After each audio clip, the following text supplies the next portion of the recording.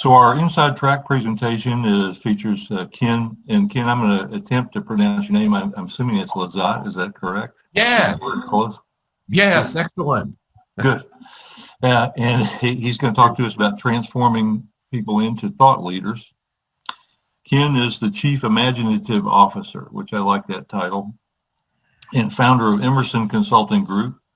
He's transformed over 450 business experts, consultants, CEOs, attorneys, and professionals into published thought leaders by helping them get books and articles published, obtaining speaking engagements, and becoming the go-to experts sought out by the media. So Ken, we look forward to learning from you on this, and I'm going to turn it over to you. Thank you. Okay. I'm going to ask your help with the screen share. My slides do they need to be up completely? Is filling the screen, or what's the? If you go down to the bottom where it says share screen. Share screen. Yeah, and then you'll find that file on there. Yeah, and then just double click on that. Double click on your file.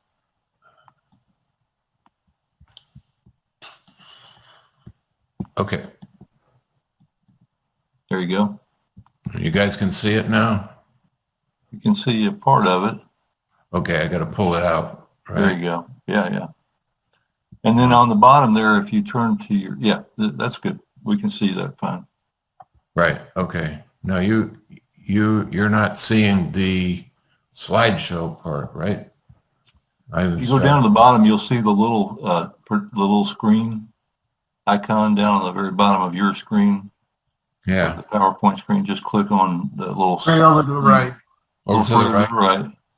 Next, nope, went too far. Right there. Click on that. Slideshow. There you go. Right. Okay. Thank you. You bet. I hated to have us cut Chuck off because we've all had these clients. Yeah. God help us. I don't think you can get enough help on how to have a sense of humor when you're dealing with these clients. But anyway, thank you for having me here. Thought leading, the art of separating yourself from the competitive pack. I've actually been using this title for presentations and articles for years, because really, once I hit upon it, it felt like that really is what this is all about, becoming a thought leader and how you become one and what it can do for you. So that's what I'll be explaining. And this is me, of course, CMC. And let me make sure I have my bearings here. I'm going to go to the next slide. Okay, great. So now I can get started. So first, I'm going to start with the gifts of thought leading. I mean, I suppose I should mention what thought leading is in my mind. Thought leadership is, really like it sounds, that you are a leading thinker, but also a leading practitioner. In our case, in the world of management consulting, and how you get there is what I want to focus on, but with a little bit of a preliminary on why it's important or how it works. So here are what I call the gifts of thought leading, and there are a few bullets here for me to pull up. But the first one is get prospects to contact you. I almost said call because I first learned this from Alan Weiss years ago. Maybe some of us also heard him say it, but years ago, he was talking about getting prospects to call, as he said back in those days, you, and contact you is what it's about. And that's what being a thought leader can do. That means no phone call or no cold calls, no direct mail, no advertising, none of that stuff that's hard in terms of reaching out and looking for a needle in a haystack and all the things of that nature. I've tried this stuff maybe 3 times in 25 years and it didn't work. And so the one thing that has worked is practicing thought leading. Another gift of being a thought leader is that you will have more peaks and fewer valleys. I'm not going to say you never have valleys, but you're going to be able to know how to climb out of them a lot better and you're not going to have as many. Before I read the next one, I'll just say what I found, and the reason why there's more peaks and fewer valleys, is that you will always have qualified prospects before you. And when I really got started on this 25 years ago, ever since then, I always had at least a handful of qualified prospects that had come my way. So once you have that, and once you do your thing in terms of trying to land your prospects as a client, you can, in the process, also raise your prices and fees and dictate terms and conditions. This is literally true. Some of you may already do this very well, but for a lot of people, they feel like they have to structure their fees alongside what their competition might be.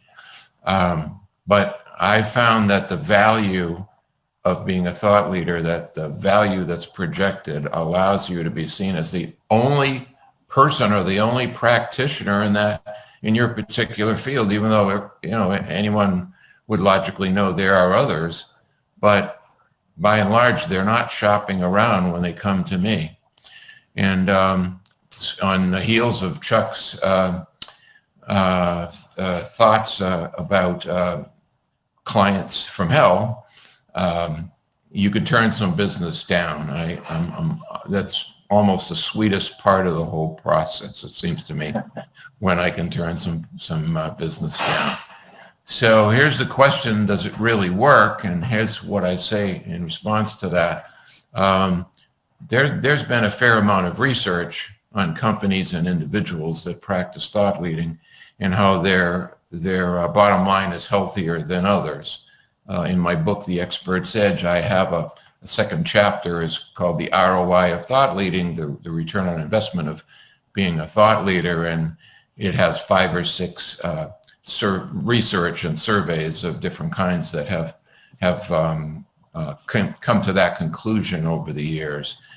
And the second piece that's important is that anecdotal evidence would agree with all of that. I can certainly give you anecdotal evidence from my own business, but I also, because this is what I do with my clients, I can give you a lot of anecdotes as to how that has been hugely beneficial to my clients to practice thought leading. But in line with that, a quick story about my attending a survey, or rather presentation on the results of research from an organization called Kennedy Information, which is here in New England, in New Hampshire, and some of you may have heard of it. I'm not sure it's as well known as it used to be years ago, but they were doing a presentation that I attended back over 20 years ago. And this is not their graph per se. It's just something that I pulled off the internet to represent what they were talking about. They were talking about revenue. They were talking about management consulting revenue in particular, and what's the breakdown of those on the different levels of revenue, and so the bottom was around, let's say, 150,000 a year in revenue, and then as it would go up line by line, step by step, it would go up to 250 and 300, 400,000 and 500,000. And they got to the top, the pinnacle, and they said at the very top are the biggest earners, 500,000. Now let's just go back over 20 years ago. 500,000. I mean, that doesn't go as far as it used to, does it, for all of us? But that's what they were holding up from their research as being the highest levels. So they said that 0.1% of management consultants from their research at that time made $500,000 a year or more. They're talking about solos in particular. So That was, of course, very interesting, but it begged a question which they didn't answer. They just kind of moved on. And then when it was all over in the question and answer, somebody asked, but who are the big earners at the very top? Who are they? Why do they make that kind of revenue? Why are they so much above everyone else? And without thinking about much of what he was saying, the Kennedy Info rep said, well, those are the thought leaders. They're the ones who publish books and articles. They do speaking engagements, radio. They didn't say podcasts back then, but I've thrown it in because that's our language these days. But they are the ones that get themselves out there, and in particular, publish their articles, or rather publish their ideas, particularly in the form of books and articles. So that stayed with me, and I've told that story before, and I've actually gotten business from clients, from prospects who became clients and stayed with me for years because they never forgot that story, and they wanted to be on that top 0.1%. Now, so where this goes from here is a framework that I created way back called the 5 Pillars of Thought Leading. And I have a couple of books of my own that I've published that go into some detail with what I call the 5 Pillars of Thought Leading, but I'm going to be telling you all the secrets in those books. So if you're really cheap, you don't have to buy them, I guess, by the time we're done here today. But excerpted from my books. And the first one is Publish Your Ideas. Now, I'm putting these in order of importance in my view. There are 5 pillars. If you take them all and you put them all together and you practice them, you're really going to be a terrific thought leader. But what's more important than others, in my view? And in my view, it's publish your ideas. So that's our bottom line. I always think of management consultants kind of like academics in the sense of, our stock and trade are our ideas, particularly how we practice them in the field. But by the way, despite that, I don't have a lot of clients. I haven't had a lot of clients over the years that are actually academics because they tend to be sort of cheap and unsure that they should part with part of their salary. So I always refer to management consultants as academics with money. So that's who you all are. So that's publish your ideas is the most important to me. The second one is speak to groups. So here I am speaking to you. You're a group. I'm speaking to you. And by doing that, if I have some ideas to impart with you, it's just like being with a client. We are creating a relationship as we also work together and build on that relationship. And that happens because we're Zoom or not, we are in a group right now, and we're starting to create relationships. Because I already have relationships with some of you, and that's how it works, relationships. So number 3 is fresh thinking. In order to have something for those first 2, it's good to consider what are some original thoughts or some new thoughts or some unique thoughts, behaviors, or whatever that you have developed. And I would just say that everybody here is a thought leader already. You just may not be letting the world know about it. So I think that the way that we work with our clients, we're all different. We're all going to work in different ways with our clients. So that constitutes fresh thinking. Now, fresh thinking is there are other ways to establish new ideas or original ideas, or what I call fresh thinking, which I'll get to in a second. Number 4 is creatively leverage the internet. Obviously, there's a lot of ways to leverage the internet these days. And when I started this, just like most of you, started your management consulting, we didn't really have the internet, and we certainly didn't have social media. So a lot of that has gotten the sex appeal, let's say, of the internet.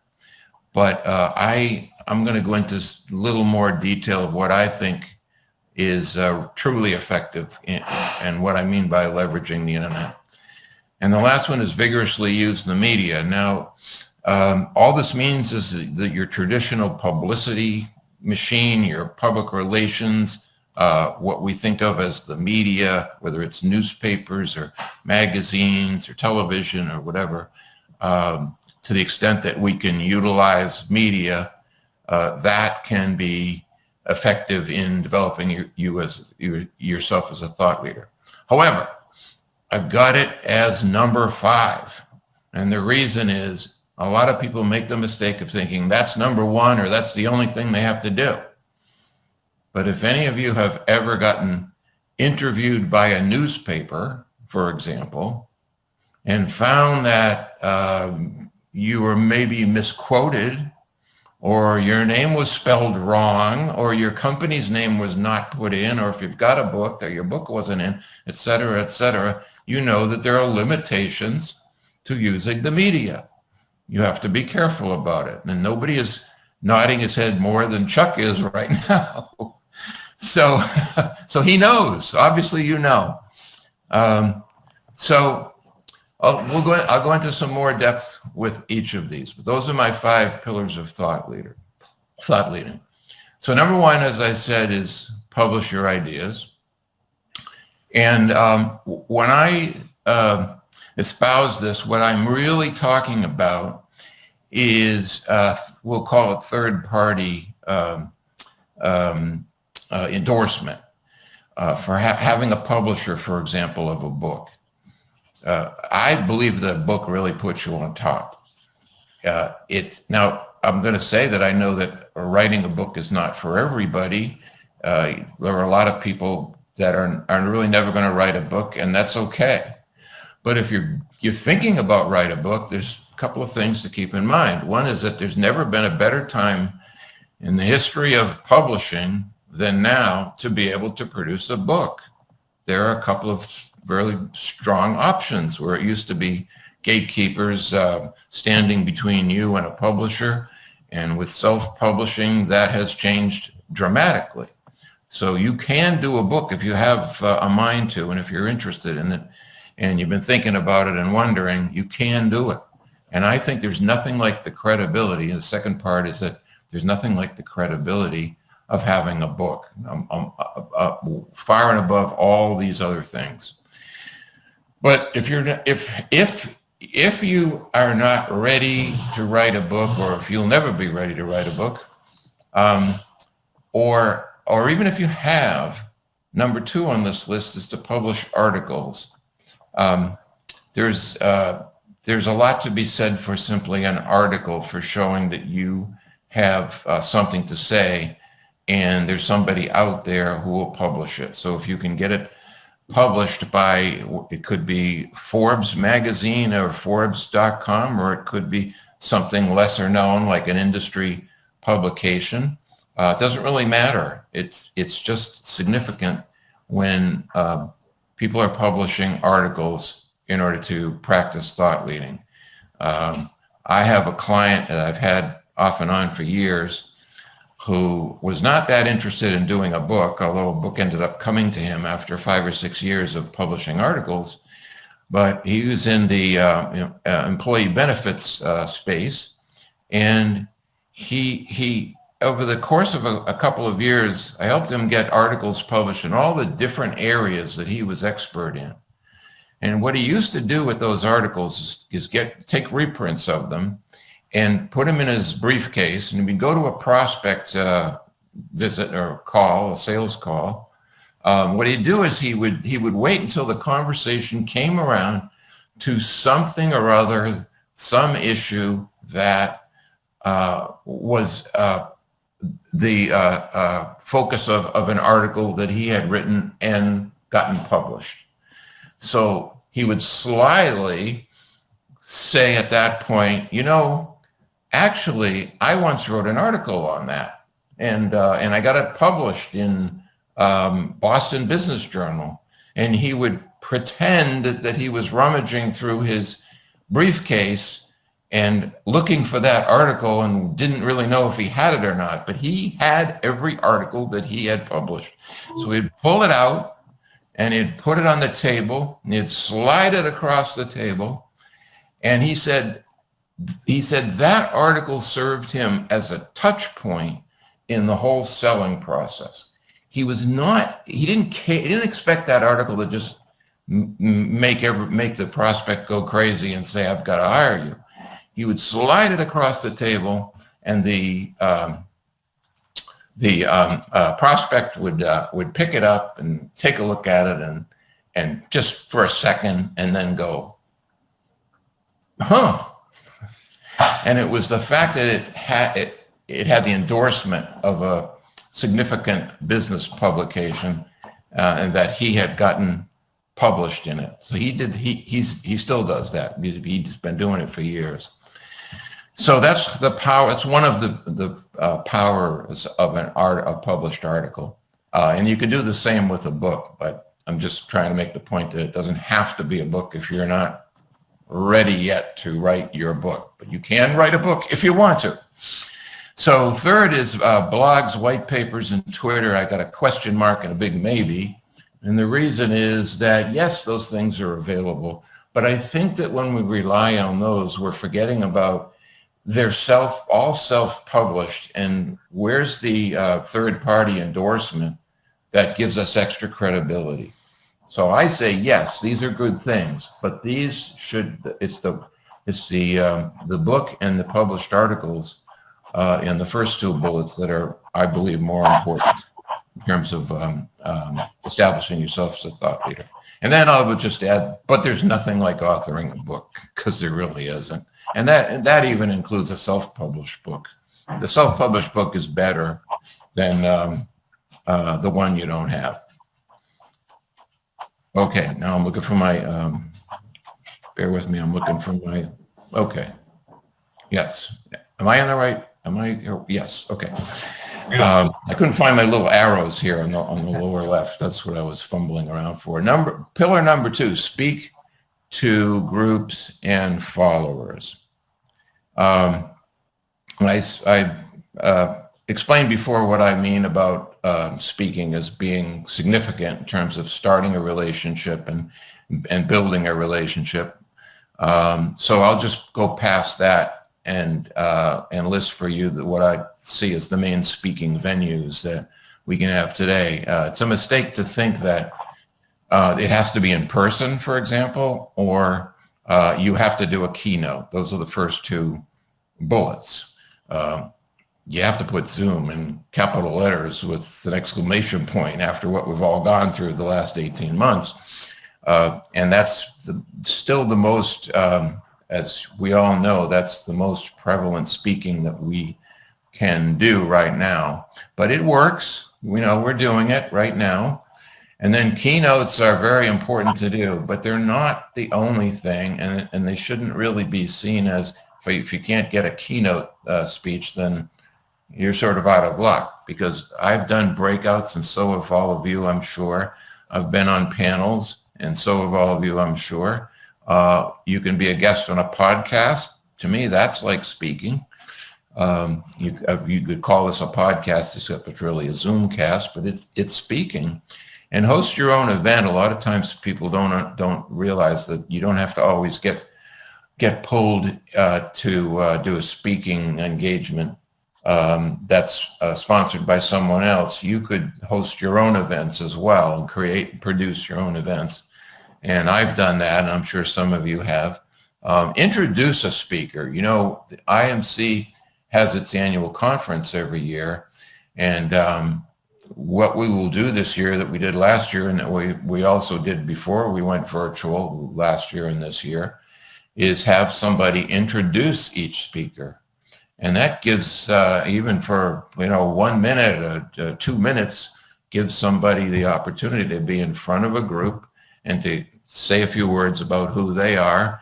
And you would be surprised how powerful even a 1 or 2 minute introduction for someone else as the speaker, or an elevator pitch, if structured correctly, how powerful that can be. Now, when I say a great elevator pitch, I mean, join me in groaning when somebody says at an event, let's go around the room and tell us about ourselves, and how that can be just a killer in terms of feeling good about being there. So if you got 35 or 40 dead elevator pitches, so what you need to do is structure your elevator pitch in a way that gets somebody's attention. So let me tell you what my elevator pitch is and how it goes. I get up and I say, my name is Ken Lizotte. I'm with Emerson Consulting Group in Concord, Massachusetts, and I make consultants famous.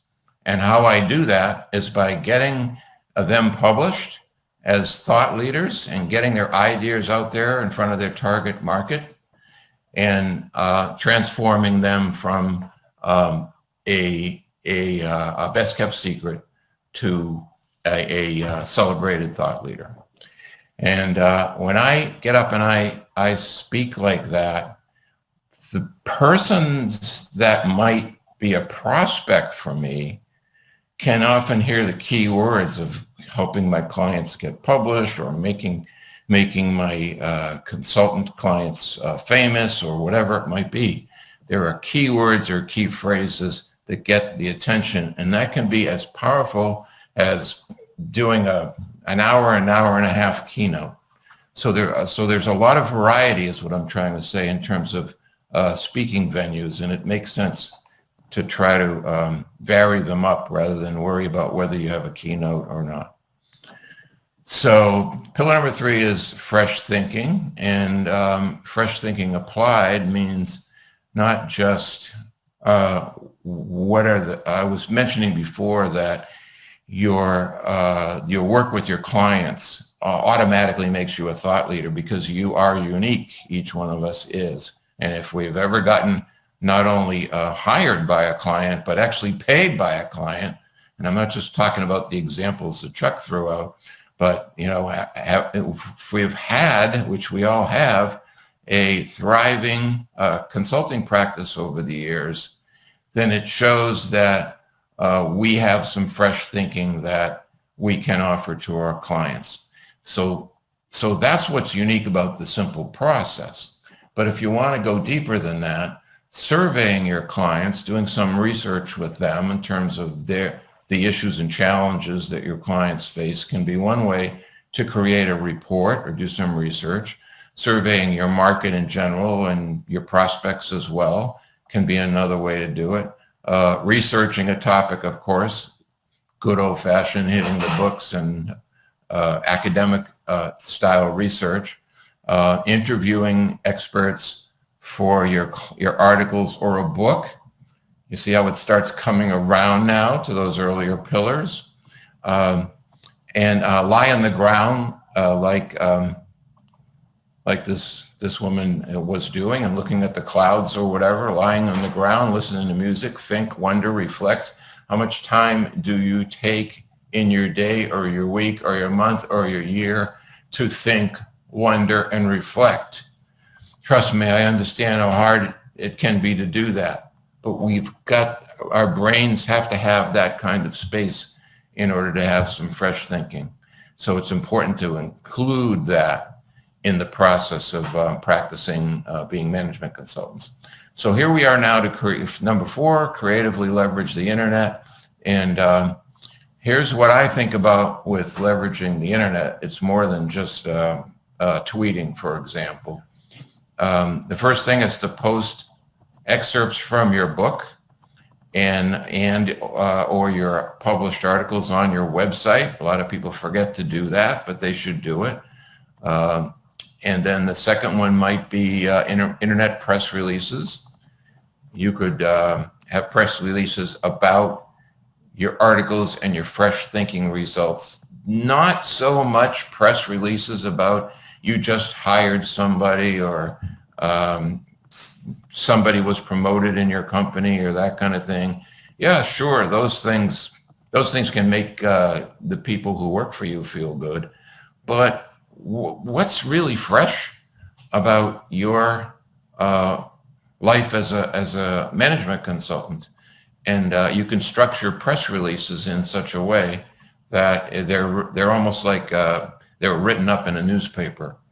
So I have examples of that if anyone wants to email me after this Zoomcast that I can show you on how to do that. Now, nowadays we have internet press release services, wire services, and so for a fee, you can have these sent out to just thousands and thousands and thousands of websites, companies, media, etc. And number three, blogging, twittering or tweeting, LinkedIn. To me, LinkedIn is really the most important of all of those. I don't think that there's a lot of business that comes our way by tweeting, and the blogging is fine, but people have to know about your blog and come to it. So you've got to get the word out. And how you get the word out is by actively building an e-list and actively using an e-list, an email list. You all got emails for this program today, and you'll get some for more next week or next month or whatever. I have an email list that I use. Some of you probably use an email list and actively send out announcements about things. And if you've got an article that you've just published, you can announce that. If you've got a book, you can announce that, etc. But these are the kinds of things that the research shows have the most impact. E-blasts and email lists. Much as you may feel like you get too much email, it doesn't matter. We still go to our email every day, maybe twice a day, maybe 3 times, maybe 4 times. I'm on it all the time, and I'm sure a lot of you are as well. So the research studies on social media versus email it'll pretty much come up when you do a Google search that they always show that it's more powerful to use an email list than to use social media, and overlap all of these. So all of these can be helpful, and that's how you would creatively leverage the internet. So now we finally come to the poor kid on the block, as I said earlier, vigorous use of the media. Here are some things I say: media helpful hints and cautions. As I went through this before we started today, so I'd be prepared for you, I realize that most of what I've got here are cautions. That should tell you something about my thoughts about media and be traditional media. Be careful. So number one is never make a reporter wait, because they're all on deadline, and if you can't respond to them within 5 minutes or 10 minutes or a half an hour at least, they're going to go off and find somebody else. So try never to make a reporter wait. Never expect to see an article beforehand. A lot of people think if they got interviewed, it would be just acceptable to see the article beforehand. But if someone, particularly as a journalist writing an article, sometimes they will do it, but for the most part, that's not the way it's done in traditional media. You've got to just take your chances. Number 3, do not think of the media as your friend. Remember what I said earlier. Sometimes you could spend an hour and a half with a reporter, and then your name is spelled wrong, or your name is mangled, or your company is not there. I had a client that I set up with the Boston Globe once, and we had a nice lunch with the reporter at the Colonial Inn in Concord, Massachusetts, and it went really well, and the article came out and it went really well as well. My client, though, was a little upset with the fact that even though most of the article was great, his company was called the Arch of Leadership, and they called it the arch of organization or something like that. It was not at all his actual company name. So these are the kind of things that can happen with media. So it's really important to not think that they're your friend and they're going to always get everything right. And do not whine about that, about being misquoted or whatever, because there's really not going to be much that they can do about it, even when they try. They're not going to put it on the front page or anything. It's going to be a little tiny print on page 2 or page 20. Never assume that X will lead to Y. Now, what do I mean by that? Well, I have been personally interviewed by Fortune magazine and another time by the New York Times. Never assume that X will lead to Y, because even so, I have never had my name in Fortune or the New York Times. I just didn't make the article. I didn't make the cut. Fortunately, I did make the cut in some of these other media, and that will happen to you if you do this on a regular basis. So, but the important thing again is caution. It's all helpful hints when it comes to dealing with the media is all about caution. So I think I'm almost done. I think I'm done. Just want to make sure that I am. Okay. So I mentioned that I'm in Concord, Massachusetts. And we were talking earlier about in the 19th century, we had a number of thought leaders here in Concord. Their names were Ralph Waldo Emerson, Henry David Thoreau, Louisa May Alcott, and Nathaniel Hawthorne, and a number of other folks like that. And I named my company Emerson Consulting Group because when I looked at how these folks all lived their lives, Ralph Waldo Emerson came the closest to what I consider to be a thought leader. Now, he wasn't a business guy, obviously, but the way he did practice his professional life was what I'm espousing with the 5 pillars of thought leading. He was a writer and published books and articles, essays, and things like that. And he was really, one of the most successful writers in the world at the time. He was a speaker. He used to get on a stagecoach and go all through the Northeast United States and do speaking at these little towns. And he'd be gone for 3 or 4 months from his family, because then as now as then, even a successful writer didn't make enough to really feed his family. So he had to become a speaker, and it's still kind of like that to a great extent. But so he was a speaker. He did practice pillars 1 and 2. And of course, he had fresh thinking because he'd be walking around Walden Pond with Henry David Thoreau and thinking great thoughts. And to the extent that there was media in those days, he was often quoted as well. He's one of the most quoted people in our history, I think. So I'm going to leave you with this particular quote that I think is relevant to what we're talking about here. Ralph Waldo Emerson, or Waldo as we call him around here, once said, "Thought is the blossom, language is the bud, and action is the fruit." Now, here's why I like that in particular. It sort of builds, starting out with thought leadership or thinking, reflection, fresh thinking. But what it builds the language being the writing and the speaking. But here, the last piece is so important, action, the fruit. Don't do any of these things and just sort of sit back and assume that things are going to happen.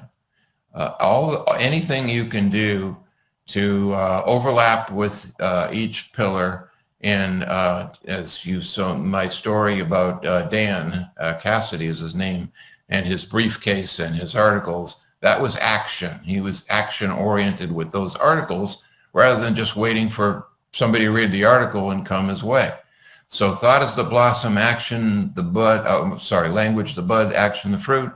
And what I fill it in, I say for a return on investment that separates your firm from the pack by monetizing your expertise and keeps delivering new business. Once again, it is about getting them to come your way. And I assure you this works.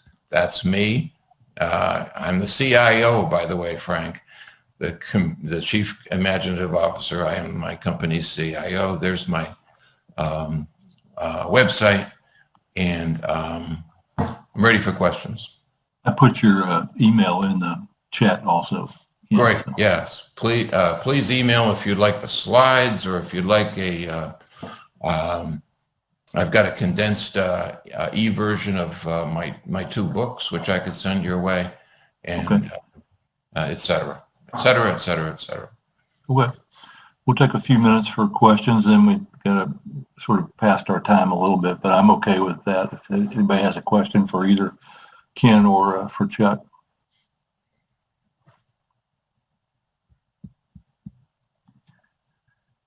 I think you've answered all our questions. No.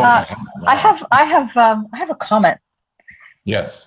So, I mean, you know how they say, physician, heal thyself. This is the kind of stuff I do and help a lot of this. I work with my clients on this as well. You know, do you want to be a thought leader? Some do and some don't, you know, and so thought leader is really leading with your ideas. And of course, it's on the spectrum. But what you triggered for me, Ken, and I did a little sketch here on my notepad, it was sort of like a mind map. So imagine your blog article. Let's just be really simple. You've got a blog article, right? I'm just going to read from my notes. So you can publish your blog article on Medium. It's a blogging site that's become pretty reputable these days. And then make sure you link that back to your blog on your website.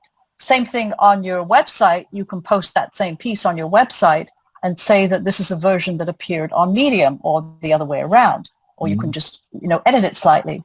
Then you can go to LinkedIn, post it on LinkedIn, and then link it to featured and post it up on featured on LinkedIn.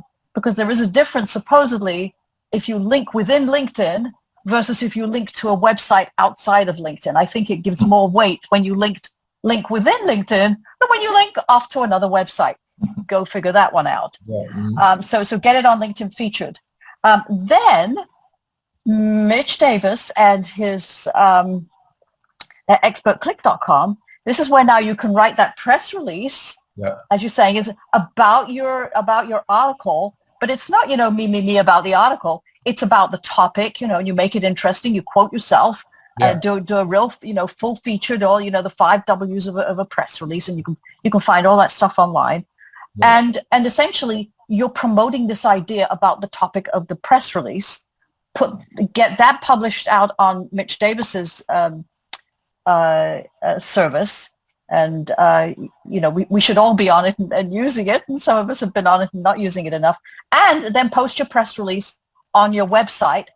Then go to Twitter and decide which of these you want to link to, and it could either be, you know, your website or to and again, this is just from a single article that you've written, and this is all that leveraging that Ken was talking about. So then you can tweet, let's say, to Medium, and then of course when they're on Medium, they can see your website. Then so everything sort of interlinks. But that's what that's what thou hath wrought today for me, Ken. Right. Well, that's exactly the principle. Yeah. It's that, you know, I when I did put the 5 pillars together, I was trying to have a category for everything like that you just mentioned that I could think of. So there was a box for each of them. But of course, I'm very biased toward books, and what I'd say, similar to what you're saying, is if you have a book. From a book, you can carve out articles. Each chapter, for example, can be its own article. And you can send that out to your email list as you're leveraging the internet, and LinkedIn, and post that article there. And it all comes back to your book. And then somebody sees it and comes to you and says, that's really fascinating what you've been writing about and talking about. Could you come and speak?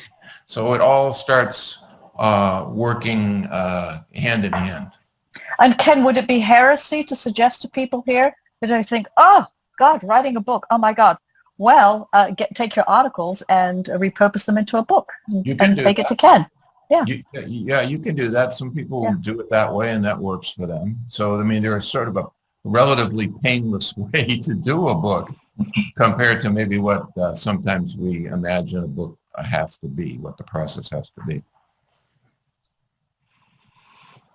I was going to say that's a great way of capitalizing on one article that you just mentioned, Roberta. The other comment I wanted to make is that I think everybody's been listening to Ken because it seems like everybody's publishing articles, doing speaking engagements, etc. And I was wondering, Ken, if there was any data, because you know I love data from our last conversation, Right. on how long it takes for someone to be really considered a thought leader, that when customers actually, I mean not customers, but customer clients actually will start coming to you. Well, I mean, this takes time, obviously. you know, there's an old story or joke about somebody who's all of a sudden burst on the scene like the latest famous musician or something like that. And you go, wow, this guy's an overnight sensation. And he says, yeah, it only took me 20 years. I mean, it sort of depends, you know, it depends. But how do you get there? You get there by some of these steps we're talking about are little steps, but steps nonetheless. That's how you get there. I can't tell you that the formula is that if you write a book, as much as I'm biased toward writing books, I personally enjoy writing books myself. So I'm biased, but I still couldn't say, if you write a book, well, you'll definitely be a thought leader in like 6 months or even 6 years or whatever. No, life doesn't really work like that.